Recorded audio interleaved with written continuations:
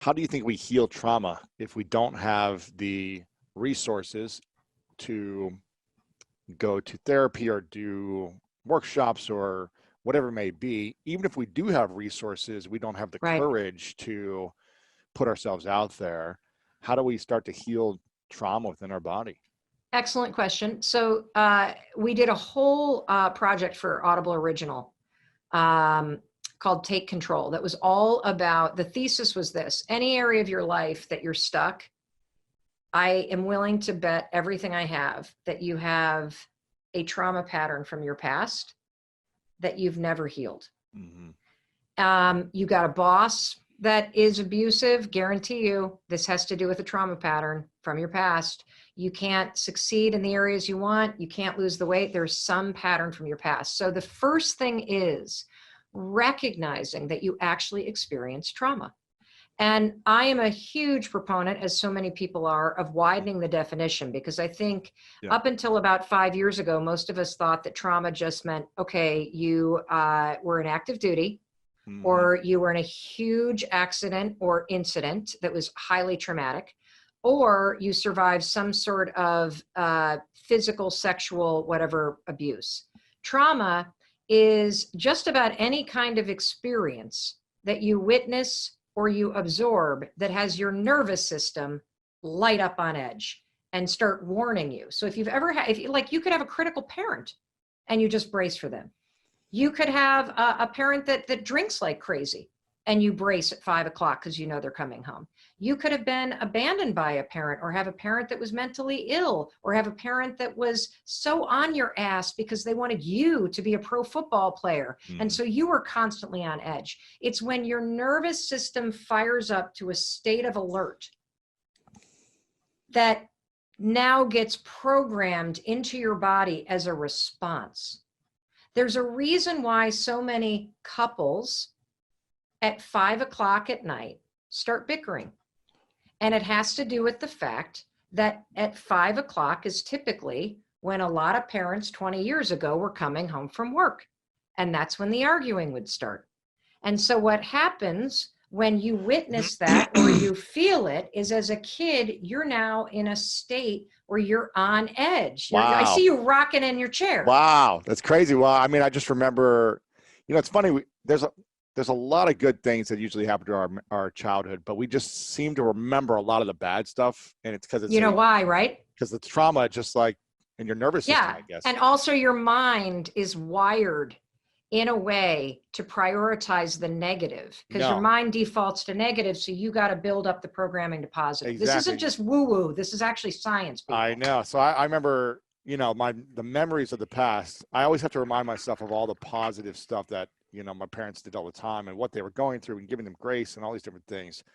But I remember, when my dad would get home, you didn't know what type of day it was going to be for him. It was like either a thunder coming through the wooden floors with his wooden shoes and like being angry and upset, or it was like the loving father that would take me out and play catch in the backyard. So I have to constantly remind myself of like the positive, which I'm certain it was 90% of the time was good, but those 10% of the time, creates that clinching mode, like you said. Well, let me explain what happens. So there's a really interesting concept called ghosts in the nursery.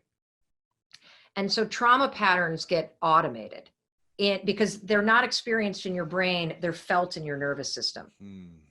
And so it's why you can have a pattern from your past, but be completely unaware that it's running your life right now, because it's stored not in your conscious thought, but in your nervous system. And you feel it in your body before it even gets into your head. And so there's this concept called ghosts in the nursery, which basically means there's all kinds of that goes on when you're little that you may or may not remember in your mind, but your body remembers it. So for example, if you had parents that were just stressed out and they come home and they've been busy and you're sitting there playing on the floor and there's toys everywhere, and mom or dad's reaction to a mess is to scream, that creates this kind of thing in your nervous system. Now, you may not remember that episode that happened on May 17th, 1972, but your nervous system remembers what it's like. So fast forward, you're now 51 years old, and You walk in the house and there's a mess everywhere. And even though you have said, I'm not going to bulldoze and yell at anybody, my body recognizes the situation. So what do? You repeat the pattern you saw. And so what I'm working on right now is a pattern that is encoded in my nervous system. I was trying to create a video 2 days ago for Share the Mic now. Trying to create a video, and I'm like doing take after take because I want to get it right. And my daughter comes waltzing into the room and was like, how long are you going to be doing this? And I was like, can't you see that I'm working? I literally like screamed at her. And she looked at me, Lewis, and she goes, you have a real problem. Wow. How old is your daughter? 20. And I said, I calmly said, you're right, I do. When I get interrupted, I lose control of the response. And I'm working so hard. And the way that and I'm clearly not mastering this yet, but the way that you do it is as you feel it rise up, you have to, you can use the 5-second rule, 5, 4, 3, 2, 1. You can use just take a quick breath. You can notice the pattern, and you've got to create a pause between the emotion rising up and the reaction that gets automated. And for many people, the reaction, Lewis, is to run away. It's to leave the room. It's to avoid the confrontation. It was just easy, hold on, let me let the clock go. Even though you hate being interrupted by anything, this is a great interruption. See, I did. Like I didn't do the bulldoze. I was calm because it wasn't a human being. I'm only mean to human beings. A lot of people run away. They avoid conflict. They say it's just easier. But if running away and avoiding conflict continues to create a pattern where you feel invisible and your boundaries are tromped on, that's a pattern. And, here's the other thing about patterns. Running away and being quiet might have saved you when you were little. Because if you were quiet and out of the room, you didn't get hit, you didn't get yelled at, you were out of harm's way. So when you were little, it was a genius pattern because it protected you. But the issue for adults is that, again, we walk around with the patterns that we created when we were 8 years old in different situations than we are in now. And now we are completely a robot to these patterns. I want to give everybody the aha moment that I find to be so profound and so helpful that I have read in your work.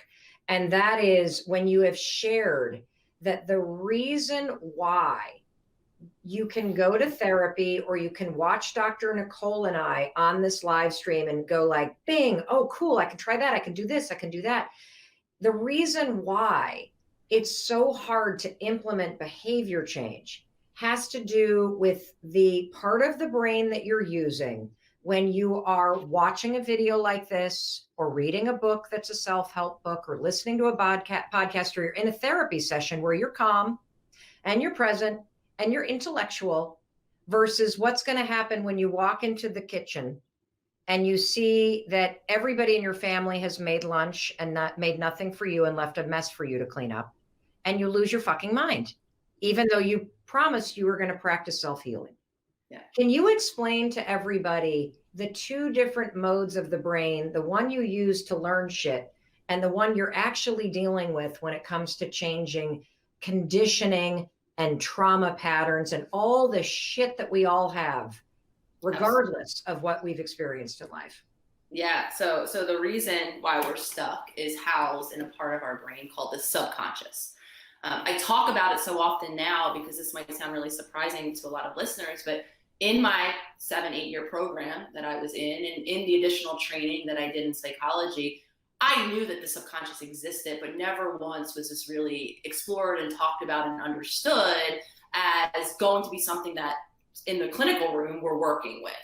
It's really largely kept out of the room, and the part of the mind that's talked about more frequently in talk therapy is the conscious part of the mind. So to simplify, this is a really simplified version. Those are the two parts, the conscious and the subconscious. So the issue becomes the most commonly heard example of the subconscious. We're very grateful that we have our subconscious. That's the example that we hear when, right, I'm driving my car home. I mean, maybe not so many of us are driving now, but I'm driving my car home, right?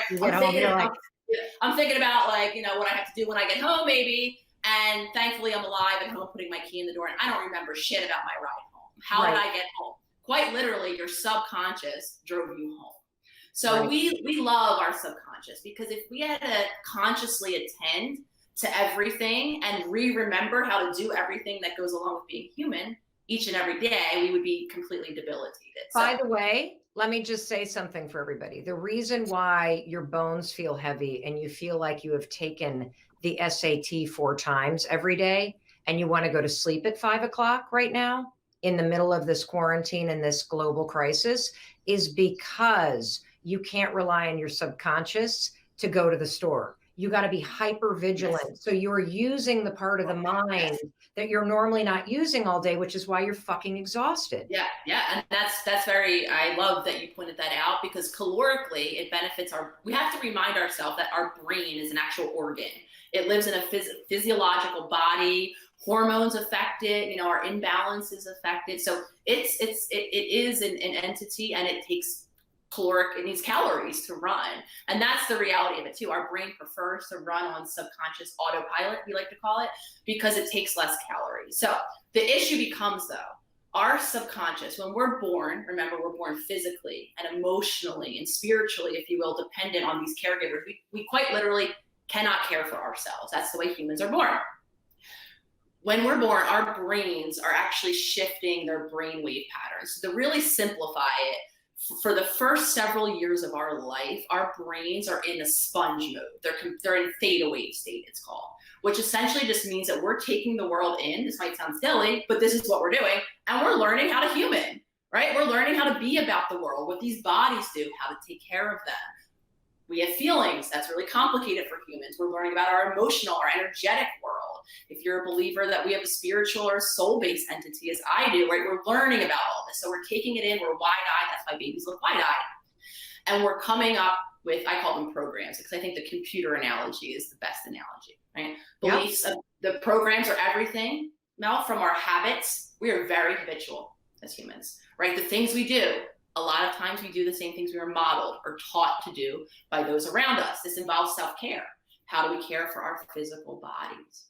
We're very habitual in our beliefs about ourselves, about others, about the world. We're habitual in the feelings. We tend to gravitate around certain feeling states. Mine was stress. Mine was anxiety, right? We then even become habitual with how we cope with our feelings. We tend to do the same things. I kick and scream. You and we dissociate, we check out. So all of these habits, I call it our habit self, is stored in our subconscious. So why am I telling you this? All of this is formed at a time where we had no conscious control. The conscious part of our brain wasn't formed. That develops after, right? So we have all of these programs from all of this early time that are running, 95% of the day are running our habit life. We become an adult. I find a great life coach. I find some great therapists. I'm talking in these sessions from my conscious mind, from the mind that can analyze and view. I'm typically, maybe some sessions I'm emotionally activated, a lot I'm not. I'm maybe calm, I'm in baseline, right? Everything looks clearer. Those were those great conversations. Flash forward to during the week. During the week, I'm likely back in habit self. I'm emotionally reactive. Maybe my nervous system is dysregulated. That's a lot of what's happening now. We have a collective that's living a very real traumatic experience. So a lot of our nervous systems are becoming dysregulated. And in those moments, our conscious mind, literally, think about it like this, goes offline. Right. And we live those same reactions. And then we feel shameful that we kicked and screamed and yelled or dissociated again 3 days later because we know better. And now we have this spiral of stuff that happens. You just explained decades of my life where I would say, and how many of you can relate to this? You know this thing you want to change about yourself. You do all this work to figure out what to do. And then you get into that exact same situation that you hoped and prayed and are just so committed to changing. And then you do the exact same damn thing. And so the piece that's really important that I want to unpack to make sure you get it and that it lands, because I think it will help with this shame spiral. Like, why can't I stop cheating? Why can't I put down the drink? Why do I keep screaming at my kids? Why do I keep letting the panic attacks come and I can't get the deep breathing thing? It's because when you talk to Dr.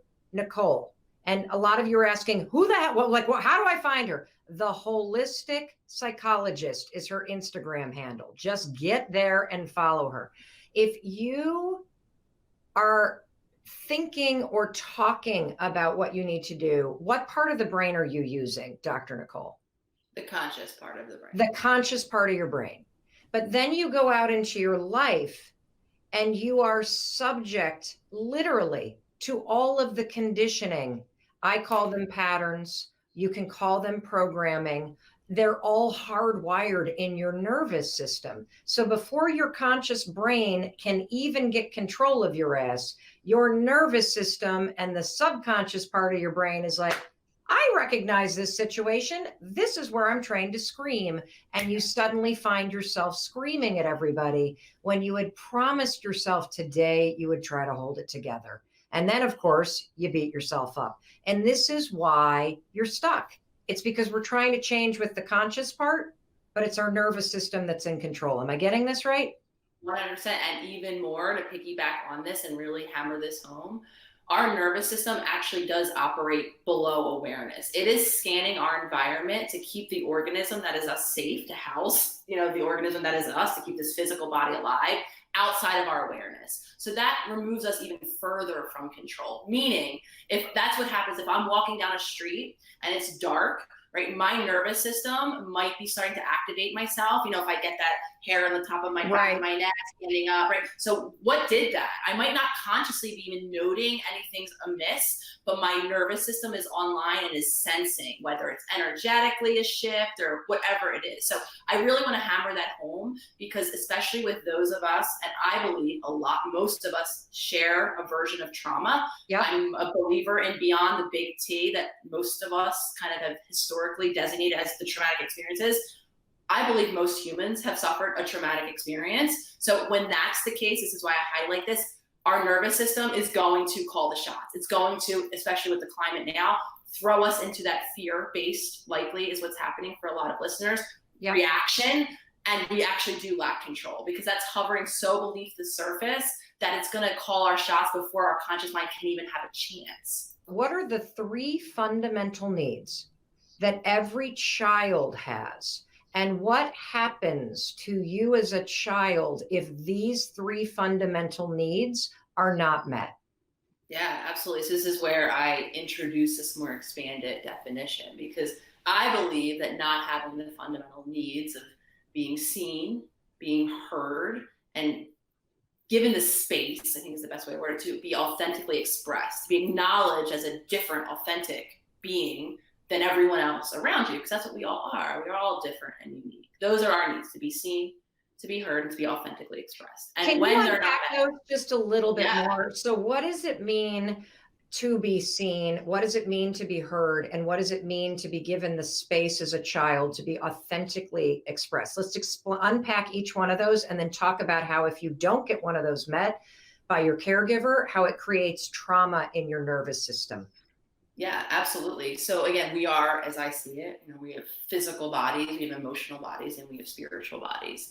And we come into this world, in a uniqueness. We are born, however, most of us, into some family system. Some of us, maybe it's with one caregiver, with other of us have bigger, larger extended families. We're clearly born into societies and relationships. Humans are an interpersonal species, meaning we have relationships with others. It's how we become successful as a species. So when we come, right, remembering that we are being modeled how to be in the world of being human, one of the things that we're also being modeled is ourselves, right? We don't know anything about this body that we're in. I don't know how to make sense of what this experience of life is, right? So we need help, and we look to our caregivers for that help. And to speak to your point, this isn't about right or wrong or good or bad in terms of parenting. This is how intergenerational patterns are transmitted, because we cannot teach or we cannot model, and that's how children learn. We learn by modeling. That old adage, do what I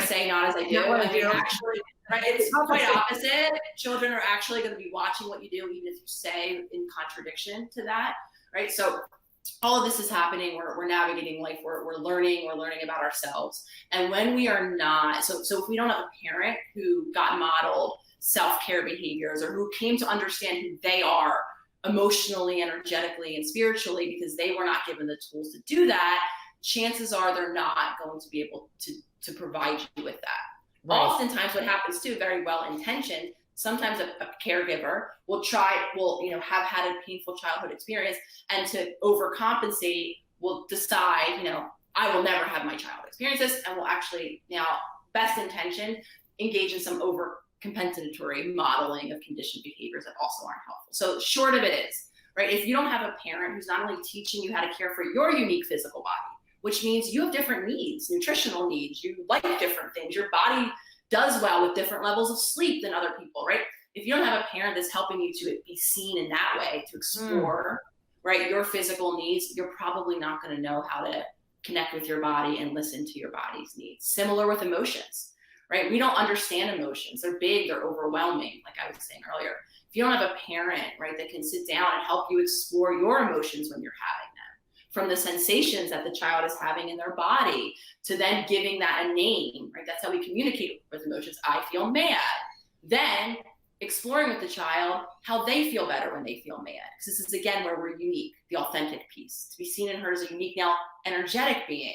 What makes you feel better now when you're sad might be the farthest thing that makes me feel better, make me feel worse when I'm sad, right? So these are the ways that parents can help shape, ideally, a child to be seen, heard, and authentic, so that they then, over time, developmentally, as we develop the skills to do so, now we can engage in those habits and we can understand how to care. And I'm going to be the first one to admit this, because I spent no time in my physical body, I had no idea how to run this. I didn't know when I was hungry. I didn't know when I was full. I didn't know what made me feel good. I thought things made me feel good that didn't end up making me feel good. Right. It turns out, let alone my emotional world, forget it. I'm still learning my emotional landscape that each and every day. I'm learning how to put words to feelings. I'm learning how to communicate. I'm learning how to regulate, especially when I'm really having a big feeling. And then the whole spiritual world, that was completely absent. No one ever taught me or showed me about that aspect of my being. So now it's about cultivating. And that's what reparenting is. It's going back in those areas and acknowledging the ways or the conditioned patterns that I might be living that don't serve me, often passed on, and then changing, creating change, making a choice. I use the term small daily promise because change is hard, picking a small way to integrate a new habit. That's what reparenting is showing up for ourselves now as the wise parent that knows and learning how to know ourselves at that level. So basically, every human being, once they leave their parents' house, regardless of how amazing or not the parents are, everybody needs to go through some form of reparenting, because for better or for worse, you were conditioned by your parents to believe certain things, to have certain behavior patterns, and to have certain beliefs about yourself. And if you weren't seen, if you weren't heard, if you weren't given the space to be truly yourself, and even worse, if those things were denied to you out of abuse or abandonment, that is trauma, correct? Absolutely. And even more so, oftentimes our denial, I talk about denial of reality, isn't even in instances of abuse or neglect or abandonment. For instance, for me, there was such a culture just of general denial in my family, where we all had these agreed upon narratives of the family, and any narrative outside of there was just not spoken about. There was no room for it. So that's even a version of denial. So if I show up and I have a different experience of this event, and I go to talk about it in my family, if I'm a child or whoever, right? Sometimes you'll hear, oh, that's not what happened. Or this is actually, right? That's another version of this denial of reality. The more that happens, the more I doubt myself and my reality, because my intuition is pinging, and a lot of children, they'll present this, daddy's upset. No, he's not. Well, the child is having an energetic experience of daddy, and daddy might be upset to that child. And when that's denied, the more it happens, now you could have an adult that's like myself, that when they register, something happening, their voice now overrides it. Oh, that's not what's happening. You deeply impacted me today. Okay, what happened? Well, the boundaries thing, and I loved that. I feel like I don't have very good boundaries, but then I heard you just say that you were a victim of sexual abuse, which I also am, and I think that part that you were saying to put your hand on your chest. I think my vagus nerve is broken because it made me more anxious. It's not broken. Push harder and repeat it over and over and over and over and over again, and you will slowly feel yourself come back into your body. So when you have an anxiety response, do you leave your body, or what happens to you? I shut down. Okay. Bed covers, like I don't want to do things. Or sometimes I go over the top and exhaust myself. Okay. So what I want you to try, because I don't actually want you to stay in bed. I think staying in bed is a terrible thing to do. And here's why. When you stay in bed, and are you talking about in the morning, like you wake up and just want to stay in bed? Mm-hmm. So there's a reason why we feel waves of anxiety and stress in the morning. Number one, when you wake up, your cortisol levels, which is a stress hormone, are typically pretty high. Mm-hmm. And so that triggers a kind of dump in terms of your emotional state. The second thing is that if you are waking up and you're not excited about your life, or there's chaos going on, you're going to feel this sense of anticipatory dread. So lying there makes the dread feel worse. Third thing, staring at the ceiling, thinking about your problems, does not solve them. Fourth thing, rolling over and trying to go back to sleep does not change what feels like a nightmare in your life, right? And so what will change it is if you throw off the sheets, put your feet in the ground, and get up, because once you get up, you can get going, and once you get going, you can keep going. What I want you to add to this, though, is the high five in the mirror and the high five to your heart, because before you start your day in a state where you're spiraling, I want you to come back into your body and tell yourself over and over and over again, I'm okay, I'm safe, I'm loved, okay? If you can hear it, it's true. Why do you think when we did that exercise in the audience, you felt a wave of anxiety come? Because I don't believe it's true. Okay, that's exactly why you felt that. You felt that because you've been running so fast and so long, because you think as long as you're busy and you're running, nobody can catch you and hurt you. And so slowing down is terrifying. Okay, I had the exact same thing. In fact, it wasn't until this fucking pandemic that I couldn't go out that I really realized that I run to Target and Starbucks and go fill up the car because I wasn't okay being in my body and being still. I was so busy because if I was busy, then I wasn't having to feel the shit I hadn't healed yet. And so when you put your hand on your heart and you started breathing and going, I'm okay, I'm safe, I'm loved, your body was like, oh, no, you aren't. We are running. We are going to Target. We got shit to do. We are not listening to this lady. And your body will fight it because you have trained yourself to run and move and be busy as a protection mechanism. Yeah. And what I'm here to tell you is you are okay. You are safe. And you are loved. And you can heal this. Thank you. Thank you. I'll believe it eventually, you know. Okay. I'll believe it eventually. Right now, I want you to say it. Say it. Okay, go ahead. Put your hands on your heart. Let's see you do it. You can keep taping. Okay, Smart cookie. Because I will forget. And I will put a little alarm in your phone. So go ahead. Put your hands on your heart. Here we go. Close your eyes. Press deeper. Press deeper. Okay, now you say it for yourself. I'm the one I'm struggling. Yes, you can. That's okay. Breathe in. Here we go. Breathe in. Blow it out. Say it. I'm safe. I'm okay. I'm okay. I'm safe. I'm safe. I'm loved. I'm loved. Breathe in again. That's great. Now say it again. I'm okay. I'm okay. I'm safe. I'm safe. I'm loved. Let's do it again. Breathe in. That's great. Really great deep breath. Blow it out. Say it again. I'm okay. I'm safe. I'm loved.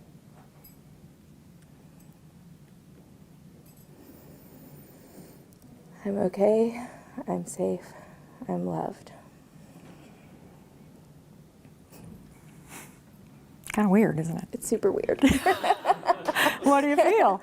I feel it a little more. Good. Yeah. Good. Thank you.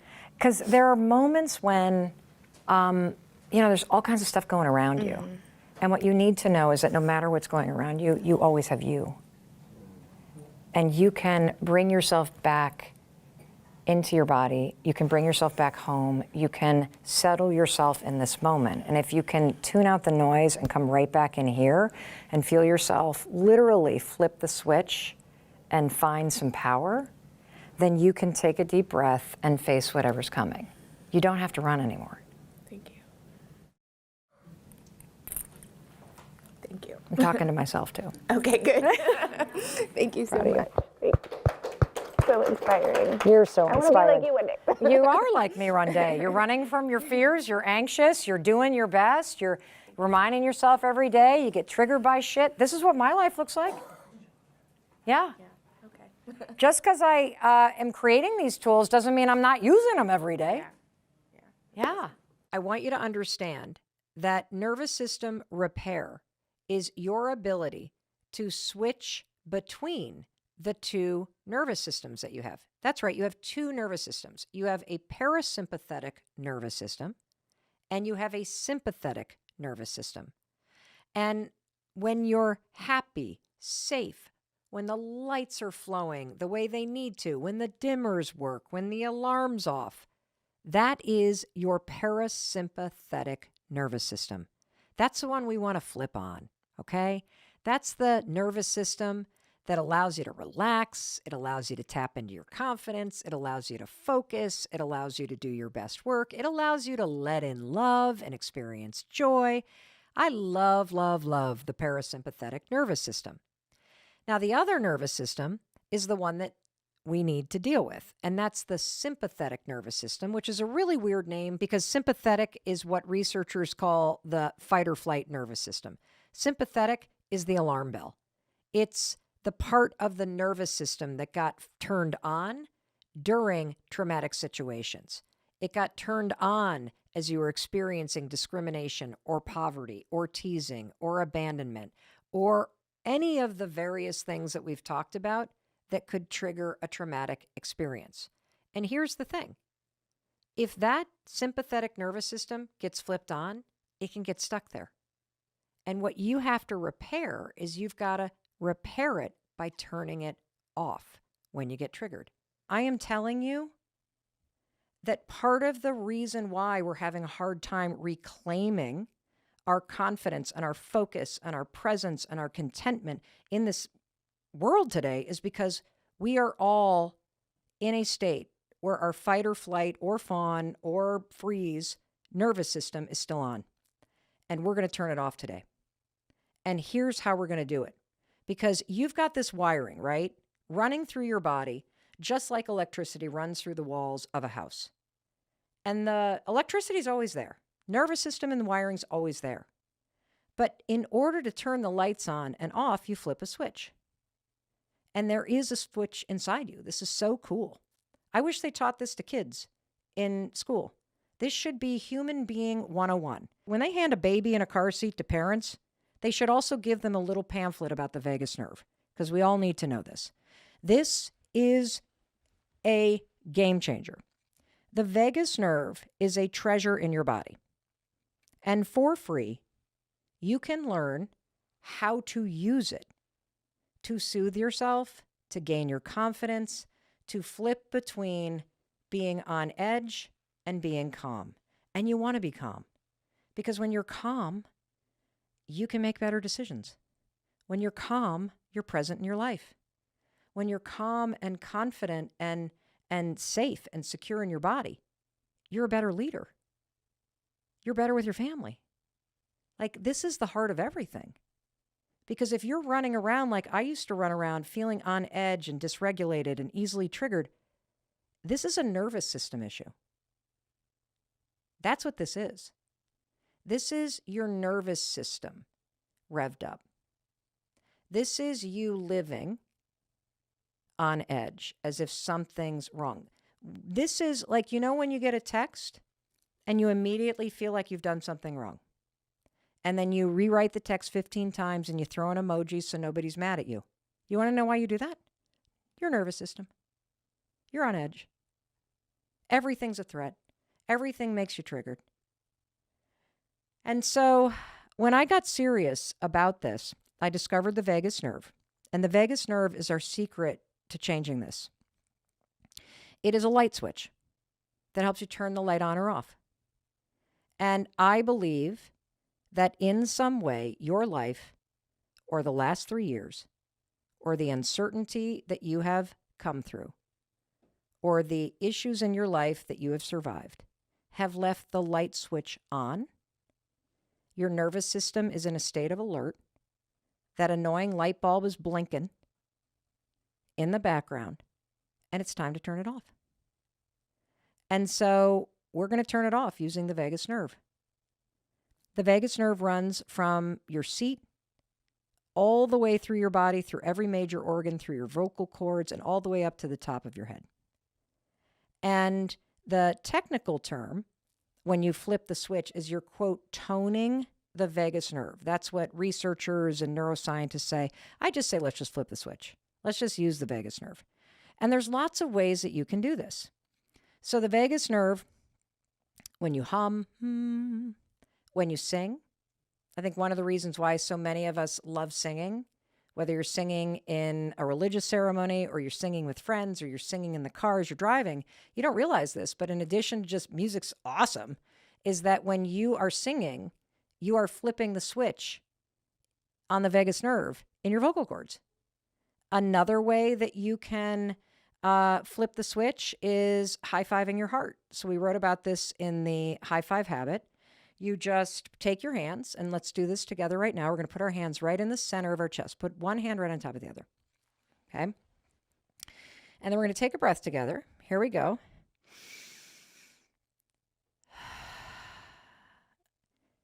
And I want you to just push in, because I really want your vagus nerve to know, okay, we're going to turn you on, and we're going to take another breath in. And then you're going to repeat 3 sentences with me. I'm okay. I'm safe. I'm loved. And I bet even just in those 15 seconds, you felt yourself come back home into your body. And if you can hear yourself even thinking those 3 things, I'm okay, I'm safe, I'm loved, it's true in this moment. And it's a way for you to signal to the vagus nerve that you've just pressed on that you're okay right now. It's okay. We can flip the switch off. We can come back into our body. And one of the cool things about this high-fiving your heart is we did a study with 164,000 people in 91 countries. So a study with 164,000 data points. And this worked for absolutely everybody that tried it as a calming tool. That a lot of kids started using it in school. Like, you get picked on, you go into the bathroom, high five your heart. You can come back to your center. You can flip off the alarm that got triggered by some kid picking on you. And you can flip the switch and come back into your confidence.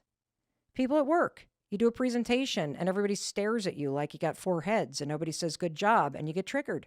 Of course you get triggered. Put your hands on the heart. Come back into your body. Flip the switch off. Regain your calm, confident self. This is available to you. And I want you to use it because I don't think you realize how much your nervous system getting triggered when somebody cuts you off in traffic. Zzz, there it goes. See? Everybody's out to get me. No, they're not. Hands on the heart. Come back into your body. Turn the lights off. Flip the switch. Get your power back. Another way you can do this, take a warm bath. Just go soak in a tub. It's amazing. I love doing that. Absolutely love doing that.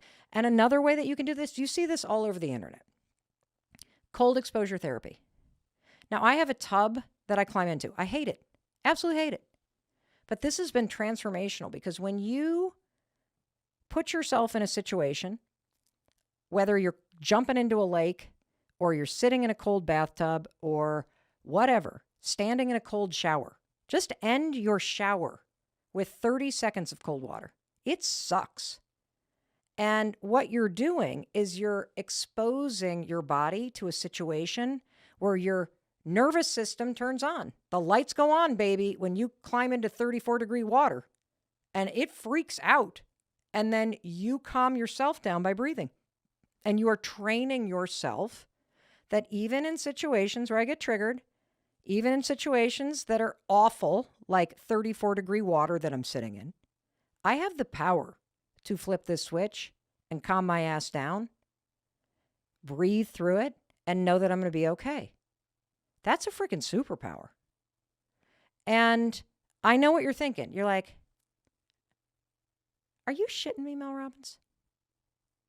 You're telling me to deal with trauma by taking a freaking bath? You're telling me that I can handle abuse from childhood and poverty and all this crap that I've had to like deal with, losing my spouse and by taking a cold shower? What is wrong with you, woman? Yeah, I am telling you that because this is not about the shower. This is not about the bath. This is about you and your nervous system. This is about you training yourself that you have the power to be okay, no matter what's going on around you. That you are bigger than the things that you survived. That, yeah, by standing in a shower, you're training yourself for confidence, for the capacity to feel something and get triggered and not let it hijack your life. That's what this is about. And when you do that, you take that new you into your life. You take a person who has the capacity to have shit go sideways in your life and not get hijacked by it. You become the kind of person that could have survived horrendous trauma and be able to heal yourself over time. You become someone, like there is this incredible power in you. I've spent my whole life feeling rattled and on edge. And I'm telling you, I got serious about healing my nervous system and understanding the role that it plays in my day-to-day life and understanding how when I'm easily triggered and on edge, I'm a shitty mom. And don't even get me started about what a nightmare spouse I am. When I'm nervous and on edge, like I make the people that work for me nervous and on edge. I am a better leader, a better parent, a better wife, and I am a way better Mel in terms of what I'm experiencing. And so I've already explained the therapy, EMDR, the guided psychedelic therapy that we have done both as a couple, as individuals. We've recently done something guided by therapists as a family, which was extraordinary. And high-fiving your heart, humming, chanting, all of these things that tone your vagus nerve. But there are two other things that you can do that are free that will help you dip a toe in the water of exploration. One is audit your day. Just keep a notebook. This is free. And just notice when the wave of emotion comes up. And all you have to do is just kind of write down just what happened and what triggered it. Was it a particular thing somebody said? Was it a look on their face? Was it just a feeling that you got?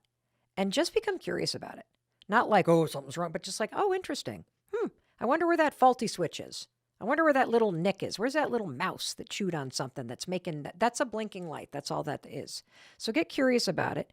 And then start to ask yourself, when you get home tonight and you sit down, it's kind of quiet, go, when else have I felt like this? When else in my life or who else have I felt this around? What situations where did I have a similar thing? And you'll start to be able to trace back. And that is a pattern of responding to a certain type of situation a certain way. And so you can do this free audit, and that will help you become more self-aware. And that then helps you to apply the tools you just learned in those moments when you feel the surge coming. It also helps you avoid those situations.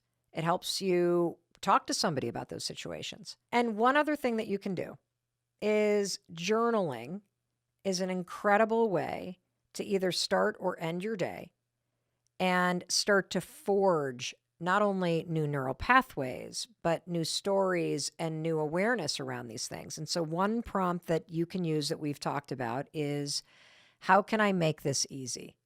Another thing that you could do if what you're seeking is peace is you could write, how can I make today peaceful? How could I make myself feel safe today? Those are all prompts that you can use to cue your mind, body, and spirit and your nervous system that this is something that matters to you, and to really just gain awareness around it, because you are able to be in control of your emotions. You are able to repair your nervous system, and you can take control and not let this response that has been with you for a very long time continue to control you. And that's the opportunity here that's really exciting. If you feel like there's big things that you can't access, that there's this missing piece, that happiness is evading you, that you just can't quite put your finger on why you're in this cycle of relationships, I'm telling you, please take your nervous system seriously. Please start to investigate more about the vagus nerve. And, this is one of those topics where I was going to pull out studies and do all this stuff, but there's so many studies on this. Like, it's sort of like meditation. Which meditation study do you cite? There's so many. The vagus nerve is incredible. The new research coming out about the therapeutic modalities that are helping trauma and depression, all going back to nervous system regulation. Incredible. And your kids are experiencing situations that make their nervous systems sound the alarm. And so you can teach them these tools too. And when you do, what you're training yourself to do is you're training yourself to locate this power source inside you. Because we all know there are going to be things in life that trigger you, period. There are going to be moments where I walk on snow and I go right back to that car crash. But I don't have to let that memory or that trauma experience then ruin the rest of the day. I can come back into my center and turn the light switch off. I can find my power. There are going to be plenty of people that tell me no in business. And I get bummed and I get rattled and I go down the rabbit hole. I'm not good enough. And I can soak in my misery and wallow for a little bit. And then I can locate the switch inside me and I can turn the alarm off. And so can you.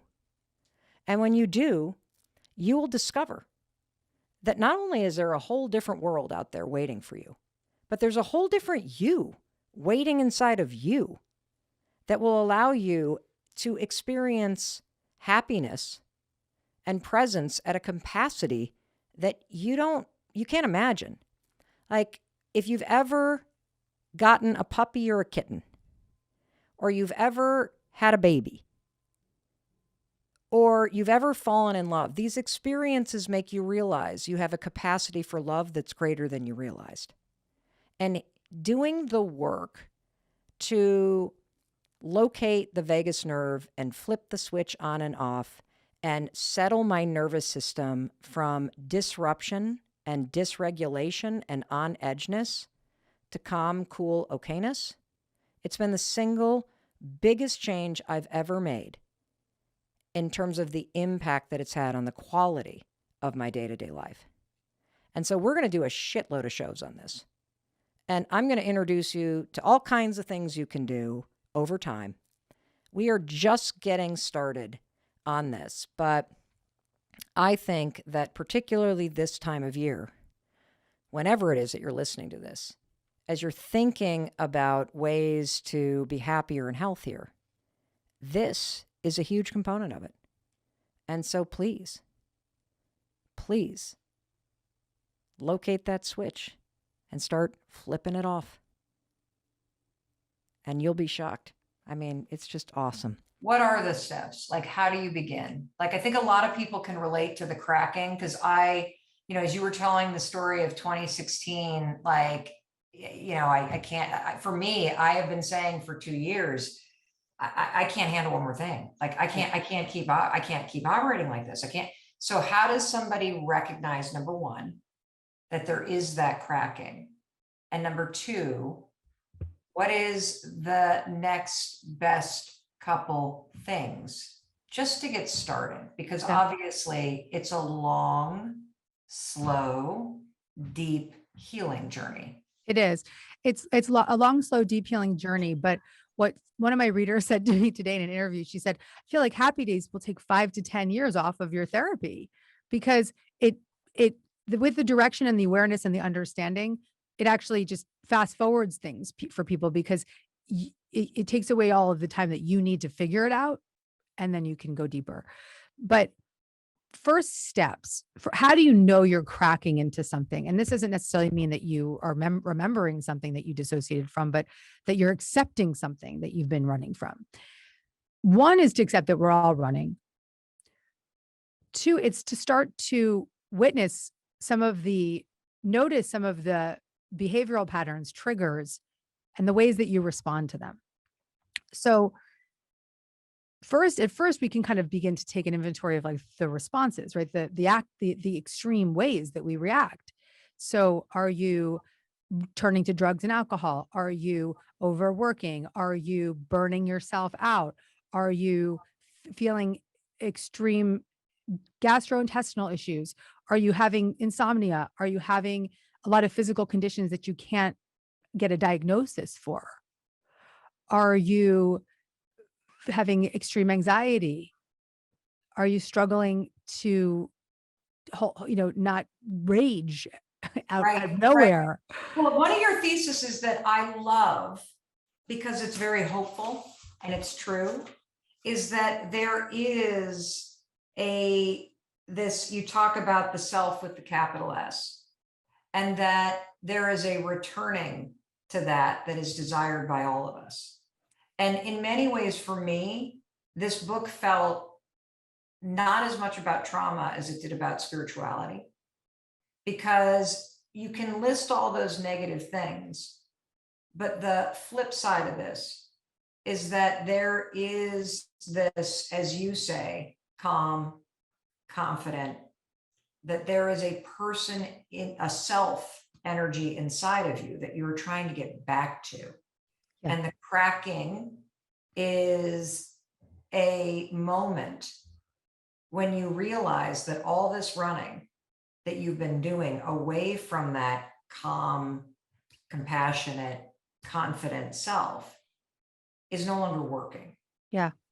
In many ways, the cracking is a great sign because it doesn't feel like it. It definitely doesn't feel like it, but it's a great sign. Much as my therapist said, I said, why did I remember this now? I was 36 years old. And by the way, statistics show that most people don't remember their dissociated trauma until their 50s. Really? Yep. Wow. I think the stat was like 80% or something crazy, my therapist told me. So when we're cracking, what's happening is, in my therapist's case, she said, you were safe enough to remember. You had gotten yourself to enough safety to remember. So I want to once again applaud you, because all the work that you've done on yourself, decades of devotional work that you've done for yourself and shared with the world, has gotten you to a place where you're safe enough now to crack into more. And it's fucking terrifying. But the best advice I could give anyone right out of the bat is to start to connect to that self energy. So how? So self is there. Self is ready to go. It's this totally loyal parent that's just ready to pick you up and the second that you ask for help. Self is qualities of curiosity. And so there's 3 questions you can start to ask yourself in the moment when the anxiety comes up. Instead of pushing the anxiety down, you can befriend it. And you can ask 3 questions. You can say, okay, what do I notice about the anxiety? So where does it live in my body? Would you want to do it with me right now? Sure. Okay. Sure. Are you connected to the anxiety in this moment? Not in this moment, but is there something else? Familiar with it, so I'm more than. Well, is there anything else that might be up right now that that's a protector part that you're like, I want to kind of talk to?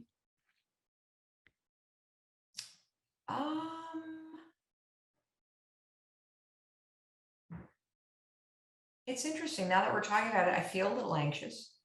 Okay, so it's there. I'm so programmed to run that staying still which is what this new house in southern Vermont represents, this real quiet place, I feel tingly all over right now. Okay. So there's a tingly, a desire to run, and then like this little anxiety kind of right back in the background. Completely. Okay, cool. Could we ask the tingliness and the desire to run to maybe just go in go out on the patio and have a coffee or have a cup of tea and just take a minute just to give us a little space to talk to the anxiety. Would that be okay with them? Sure. Okay. So just taking a moment to check in. You can close your eyes if you want, you can breathe, whatever you need, but just check in gently with the anxiety and ask, where is it in the body? Right here. Right in your chest. Yeah, very Yeah, like gripping like that. gripping. Any other ways you would define it? Colors, shapes? It's like kind of hands like this, and I'm also really warm under my armpits, but I'm not sure if that's menopause shit happening or what. But Okay. this, and then right here. Tight, warm. Does it have an age or a gender? Oh, female and older. Older. Okay. Yeah. Like older than you are now? Yeah, I think. I don't know. I don't think of myself as 50s, but No, but is it like when you say older, like 80s or like older, I just like feel like these like witch hands. It's really fucking witchy? weird. Yeah. Witchy. Okay, cool. Witchy. Anything else that you notice about it?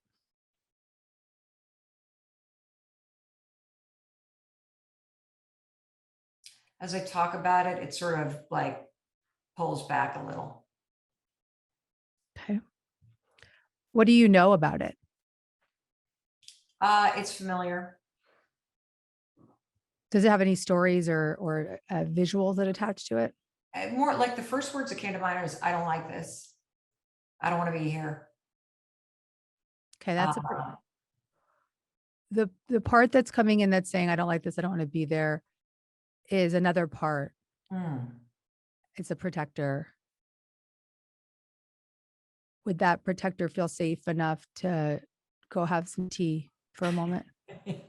I'll send that protector outside the office. Hang Yeah. on. See who's And I want to sitting. thank that protector and just let that protector know that I've totally got you and I'm not going to take anxiety to anywhere that they don't need to go. Really high level right here. We're not going to go anywhere we shouldn't go today. Okay. I just want to thank that protector for coming in and just say, have a tea, but thank you so much for speaking up. Thank you. So with a little bit more permission just to talk to this part, what is the anxious part need? The first thing that came up was a hug, reassurance, that I don't have to do this on my own. Yeah. Yeah. Does that part of you know that you are here? That yourself, that your resourced, undamaged self, does it know that you're here?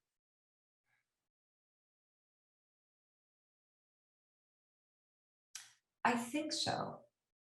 I think so. And the reason why I say it like that is because I think one of the things that I've been struggling with for so long because of workaholism and being busy and on the move as kind of my go-to protector. As long as I'm on the move, I'm going to be okay. As long as I'm busy. I have had a deep feeling of loneliness. Yeah. So the part. Yeah, being in a quiet place up here makes me feel really lonely. Okay. Okay. Thank you for saying that. How do you feel towards the part? I feel sad towards her, tired of feeling lonely. I get it. It's painful. So she knows you're here and you have some compassion for her. I don't want to put the words in your mouth, but Yeah. Oh, sure. Yeah. Okay. Beautiful. If she wasn't in such an extreme role of doing, and anxious, anxious. Yeah. What else would she be doing? She'd be hanging out with her friends. Hanging out with her friends. Okay. Laughing a lot. She'd be doing fun shit. I don't know. Going for a hike. Going for a hike. Okay. Would you be there? Self? Okay. In your own mind's eye, can you just take a moment to just visualize taking her by the hand and or however it visualizes for you, however it comes to your vision, Mm-hmm. taking her on that hike, Mm-hmm. see who's around, see whatever comes up. You can tell me whatever comes up, whatever you want to share. I can totally see it. Totally. There's a black bear that is out with her cubs up there. And so I just see us walking down the path and there's the black bear. How does she feel with you on the hike? Happy that I'm there. Yeah. And is there anything that you want to say to her on this hike? I'm not going anywhere. Can you make a commitment to her right now that when you notice her, you can just take her by the hand and go on the hike and remind her that you're not going anywhere? Is when you say notice her, are you talking about when that feeling comes back? Is that Yeah. what you mean? Yeah. Yeah. When the anxiety Yeah. starts to come in, can you just let her know? I am not going to let you be there alone. Right. And make a commitment maybe that you'll just take her on that hike. I'll just Maybe even grab her by the literally, maybe hand. even literally go for a hike with her. Totally. Beautiful. How does she feel now? Just to close it out, how does she feel?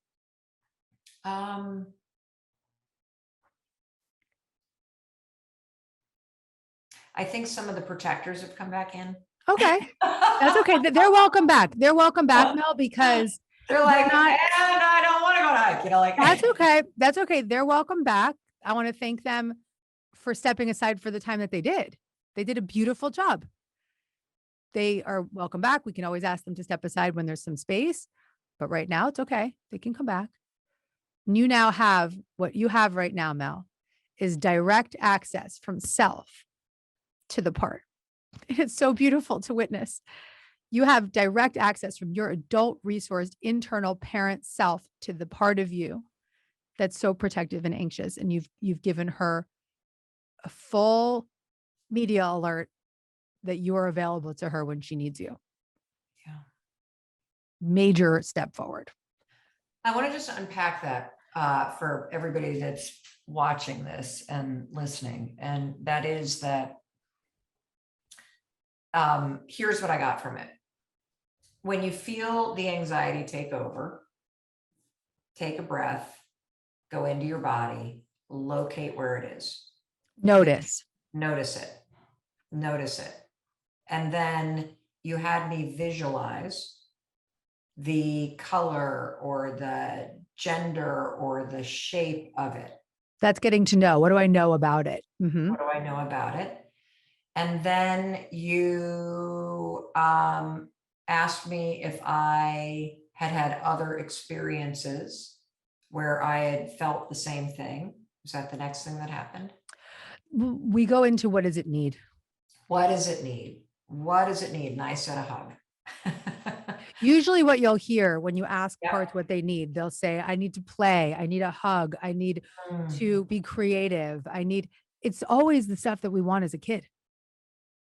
The stuff we didn't get. You actually write about this in your book with your son. Yeah.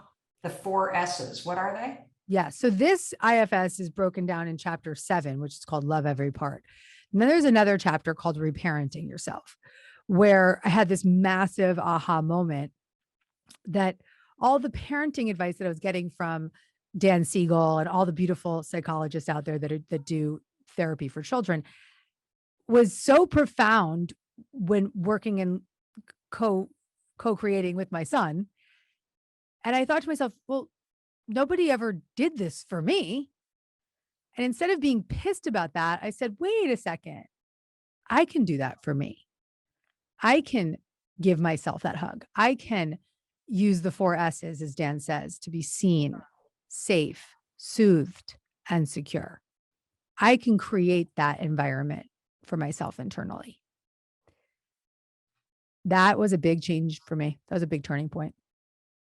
One of the things that you also introduce is this heart hold.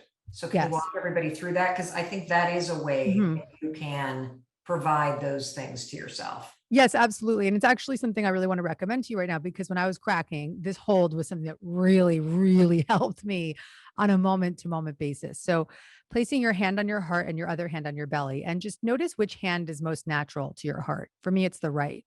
Yeah, the right. You just went right to the right. So it's the right. Some people it's the left. So really have to decide what's right for you. The other hand on the belly, and just take a deep breath in and extend your diaphragm. And on the exhale, just relax your diaphragm and just keep with that belly breath, taking a deep breath in and letting it go. Another deep breath in and let it go. And you might even affirm things to yourself. I'm safe right now. I have so much compassion towards all of my parts. My self energy is here with me. Even just doing the hold is enough right now to settle my system, to help me get back into that parasympathetic state, to just feel relief. Yeah, it's great. Yeah. Go to it all day. It's nice Another- on the belly too. Really nice. Really nice. Another one would be tapping on the gamut point. So there's a point between the ring finger and the middle finger called the gamut On the point. outside of the hand, right? On the back side of the hand. Yep. And I like to call this point the holy shit point. When I was early in the trauma recovery, I was terrified of getting in an elevator. Why? It's out of control, right? Really? Oh yeah. Oh yeah. The elevator, I was coming out of the trauma, and the elevator was just the scariest thing for me. So I had to do this. There was times I had to get in an elevator. And so I was tapping that point. And what does that do? This point sends a message to the amygdala that it's safe to relax. When you tap that point, you also want to take the benefit of affirming the desired feeling. I am safe. I am safe. I am safe. Wow. That's so cool. So how long did that last, to be nervous about getting into an elevator?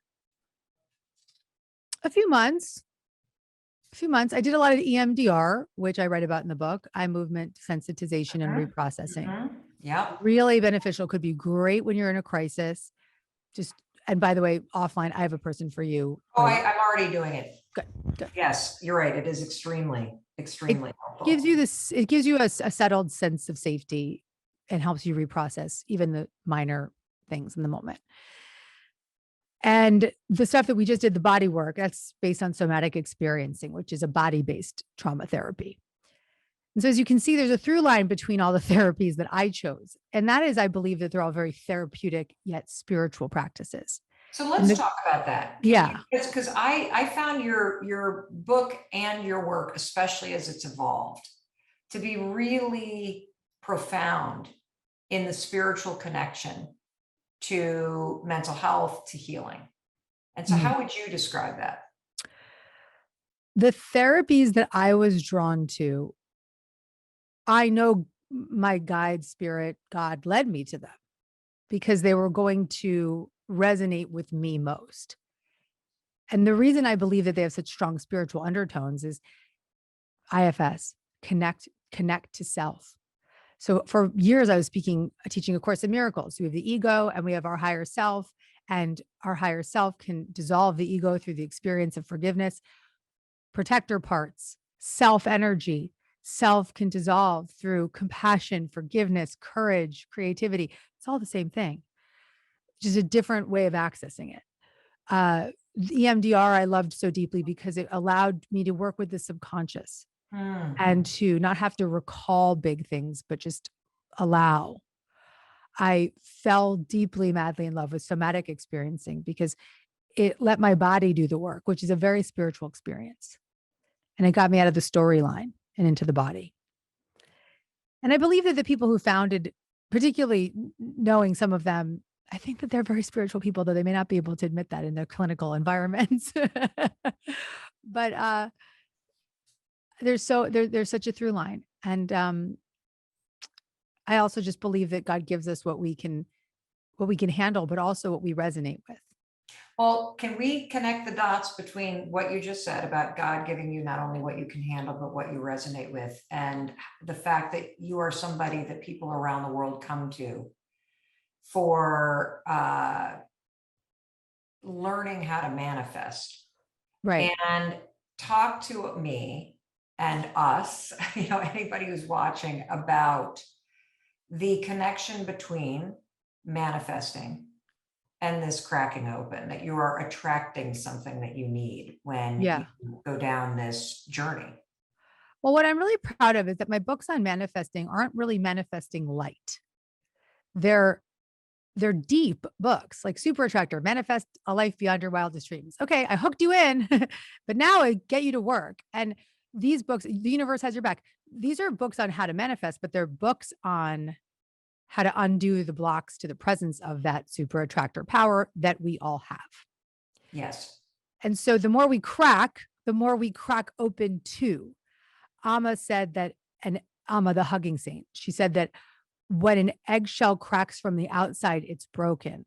But when it cracks from the inside, it's reborn.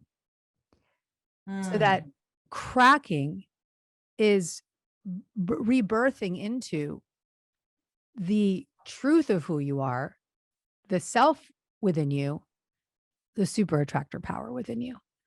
And the more you release the blocks to the presence of that self energy, the closer you get to becoming just a more aligned human. And when I say aligned human, I mean a human having a human experience with a direct line to higher level consciousness, whether you call that compassion, courage, curiosity. Today, it's all that capital S self energy. That's right. What you're talking about. So, which is the same as spiritual energy, which is the same as listening to a spirit guide, which is the same as it's the voice of love. It's the undamaged resource soul of who we are. I think that's the simplest way to say it, that trauma is blocking you from accessing the source of who you are. Yes. And that is love. And let's just call it unresolved trauma is the block, because the trauma, when transcended, can be one of the greatest gifts you've ever received. Totally. So talk to me a little bit about, kind of what you've learned in terms of how we keep ourselves locked in these this cycles. Is incredible. It's incredible. So the morning that I discovered this thing, I'll kind of unpack this, because the first morning and the second morning, I know that you're going to take this like boom, even deeper. So here we go, everybody, buckle up. So it's April 2020. And, I can't use my normal coping mechanisms. We're all in quarantine. So as I lose my dream job and my kids' college experience implode, and they're grieving and upset and sad, and I'm terrified for I'm scared for everybody and the frontline workers, and life is upside down, and the anxiety starts to kind of roll back in. I can't run to Target. I can't go to the coffee shop. I can't distract myself by running to do a speech. I can't go see my friends. All of the busyness, by the way, which I now can see was a form of self-regulating stress and trauma. That if I'm on the run, I don't have to deal with the woman in the mirror. If I'm moving and the adrenaline is pumping, I don't actually have to sit and be with myself. Maybe I can just outrun this stuff. And so and even the genesis of the 5-second rule, the genesis was, if I move fast enough, if I launch myself out of that bed, maybe I won't be there when the anxiety hits. So even that was like a perfect illustration of just push through it, don't deal with it. It's a fast thing that has profound effect, but it doesn't hit the source of what's causing all of the hatred and the tension and the pain in the first place. So I get out of bed, 5, 4, 3, 2, 1. I make my bed that morning so I don't crawl back into it. I feel exhausted, overwhelmed. We've all felt this before, whether you felt it during the pandemic or you felt it because you lost a job, or somebody just says, I don't love you anymore, or you hate how you look. We've all felt this. I'm overwhelmed by my life. I'm exhausted. I can't face this. I get into the bathroom. I start brushing my teeth. And I immediately catch a glimpse of myself and I think, oh my God, you look like hell. And then the habit starts that I really want us to unpack. Because every single human being I'm discovering has a habit that is so destructive and none of us are talking about because it's so subtle and it is so hard baked into your mind.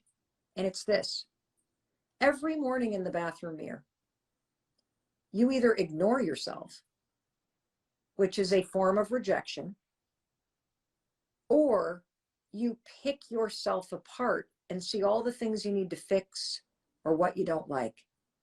And this isn't, this is everybody.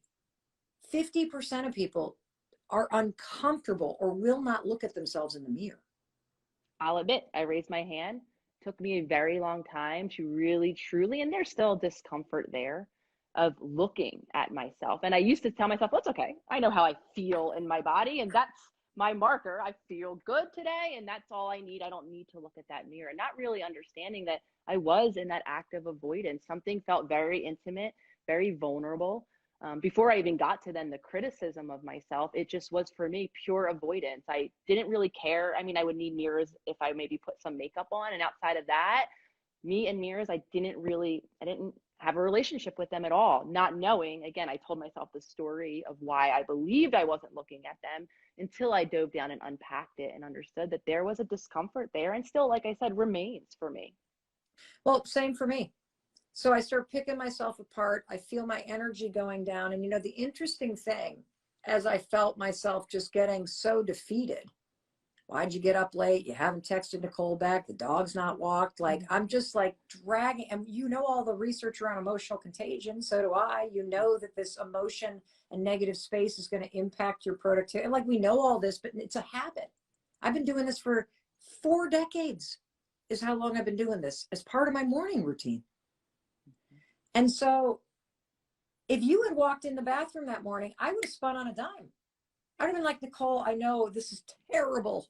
I'm so sorry you're going through this. You don't deserve this. But if anybody can face this, you can. What do you need? I would have lifted you up. I could not think of a thing to say.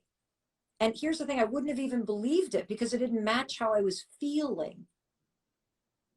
And I don't know what came over. I honestly believe it was the universe, the divine source saying, all right, we're ready for this.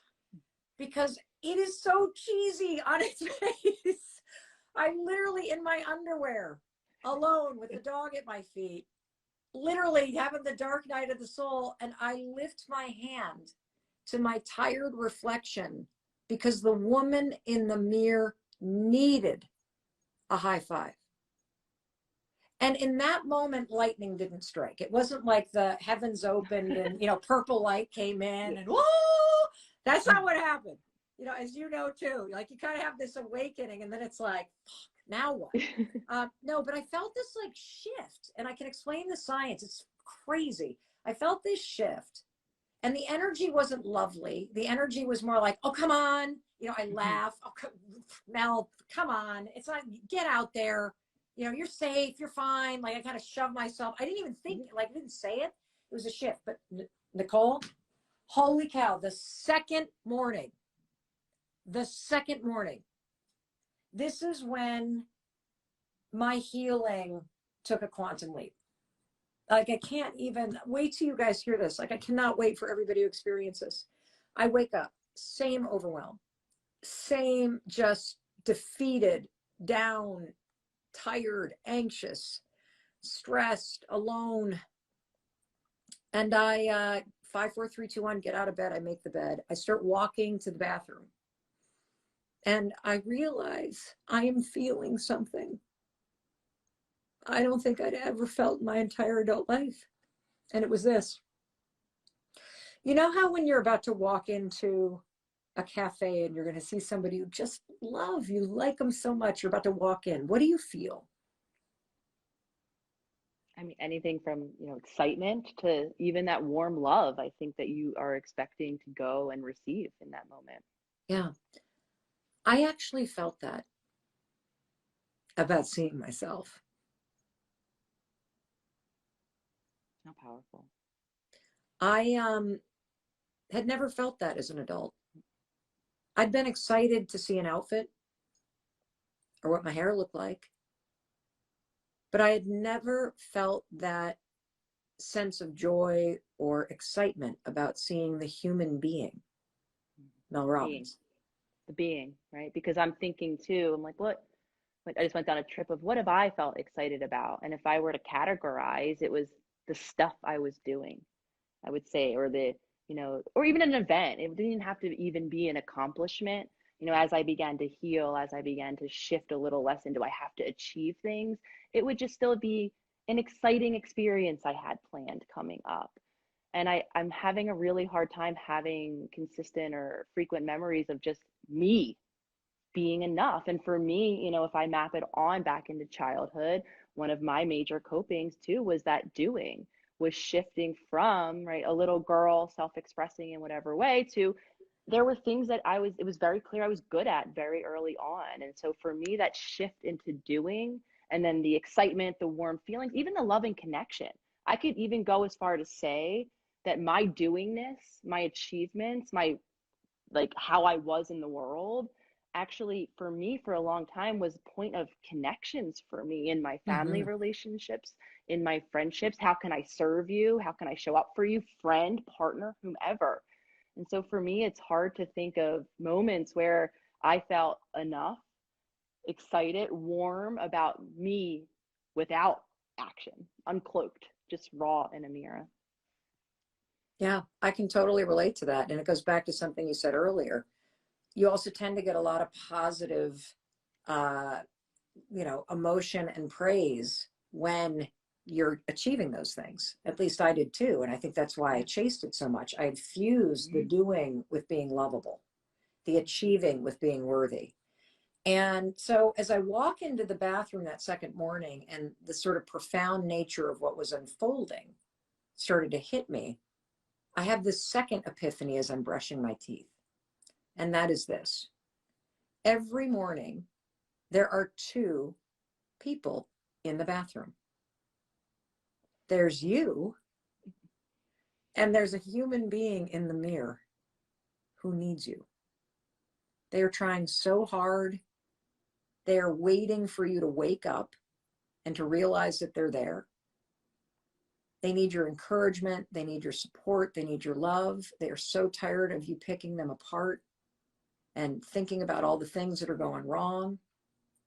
And as I put my toothbrush down, I remembered the fact that yesterday, the day before, I had been researching, how do I need to change right now? Because I have all these people on my team. How am I going to show up for my family? And I found this piece of research from Harvard that says that if you take just less than a minute of intentional reflection about how you're going to show up for the people that you're leading, and this could apply to your family, anybody, it changes your focus, your productivity, it changes your mood, it changes how you show up, your ability to impact. And for whatever reason in that moment, it all fused together. And I thought, well, what if I do that for me? And I asked myself a question I had never asked myself before. And it was this: who do you need me to be today? Like I asked the woman in the mirror, who do you need me to be today? How can I show up for you? And, what kind of popped in my mind that morning was like, well, it'd be nice if you were kinder to me because I'm trying really hard. And then the next one was, it'd be great if you could muster up some optimism here. Have a little fun today. It's like, hell, throw me a lifeline, Mel. And as I thought about it, I then went and I raised my hand and I sealed it with this high five. And something like, it just felt like this fusion with the person in the mirror. And that's when I really got it. I got that this is so much deeper and more profound, because what I'm actually doing is I'm fulfilling my fundamental emotional needs. I'm seeing myself. I am meeting myself where I am. I am affirming my unique need. And I am celebrating myself exactly where I am right now, whether it's challenging, whether it's exhilarating. I am with myself right in that moment in a way that I don't know if I had ever been. I think it's really, pivotal. And I want to reiterate this because I think it's such a great point of understanding. Back to that onion analogy again, when you said there's two people, right? And I could go as far to say that so many of us have different masks, different selves, right? The core, like we were just talking about, is who we really are. Though so many times in our day to day, we are showing up in all of these different ways, playing all of these different roles. And there is an us that we need to, and the journey becomes about connecting back to. Though a lot of us are kind of at odds with even ourselves in so many moments because we're so practiced at showing up in all of these other ways that we've lost so much sight of the authentic core within each of us. And what you're also illustrating, I think that's so important, is the practice of that reconnection, right? And many of us start by not knowing, not seeing ourselves, not knowing what there is even to see or to self-express. For me, I share this story often. When I came to the awareness that I, like you and like many of us, filter the whole world through everyone else and what their needs may be, I had a big gaping hole of knowledge. I didn't know myself. Hey, it's Mel. Thank you so much for being here. If you enjoyed that video, by God, please subscribe because I don't want you to miss a thing. Thank you so much for being here. We've got so much amazing stuff coming. Thank you so much for sending this stuff to your friends and your family. I love you. We create these videos for you. So make sure you subscribe. Mwah.